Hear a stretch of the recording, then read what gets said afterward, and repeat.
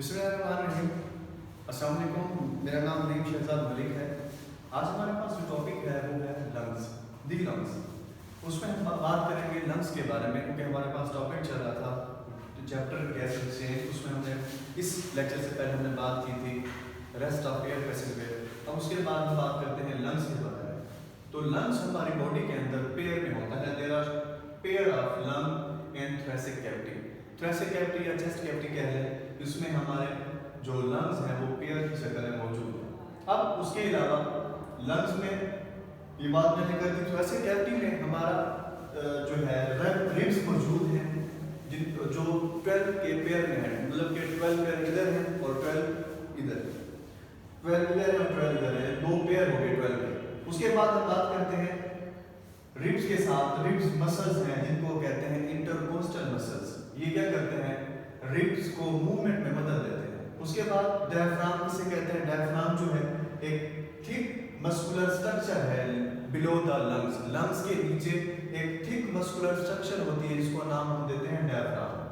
अब होता ही है डायफ्राम में ये हमारे लंग्स को एक्सपैंड होने से बचाती है। इट्स मीन जब हम सांस लेते हैं, सांस अंदर ले जाते हैं, एयर को अंदर ले जाते हैं, तो होता ही है डायफ्राम जो है फूल जाती है, एक्सपैंड कर जाती है, और इससे होता क्या है, हम एयर को इनहेल कर लेते हैं और बाद में कार्बन डाइऑक्साइड की शक्ल में हम वापस उसको निकाल देते हैं।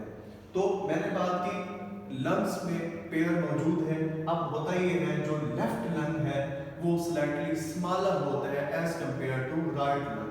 अब वो स्लाइटली स्मॉलर होता है राइट से, तो इसमें दो लोब्स होते हैं।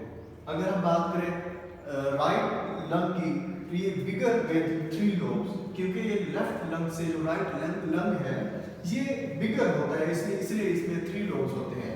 उसके बाद हम बात करते हैं lungs are spongy and elastic. Lungs जो है स्पॉन्जी और इलास्टिक हैं। अब इसमें इसके अलावा लंग्स की बात कर लेते हैं। इसके अलावा लंग्स के अंदर ब्लड वेसल्स मौजूद होती हैं। अब वो कौन कौन सी ब्लड वेसल्स हैं, पल्मोनरी आर्टरी है, पल्मोनरी वेन्स हैं। अब ये वो ब्लड वेसल्स हैं जो ब्लड की सर्कुलेशन को मेंटेन करते हैं लंग्स के अंदर। इसके अलावा lungs enclose in pleural membrane. अब दो किस्म की मेम्ब्रेन होती हैं, एक को कहते हैं इनर प्लूरल मेम्ब्रेन और दूसरी को कहते हैं आउटर प्लूरल मेम्ब्रेन। अब इनर और आउटर प्लूरल मेम्ब्रेन में होता ये है कि ये इनक्लोज होती है फ्लूइड से। ये फ्लूइड क्या करता है, फ्लूइड करता है लुब्रिकेट करता है लंग्स को, ताकि वो एक जगह पे रुक ना जाए, फंस ना जाए।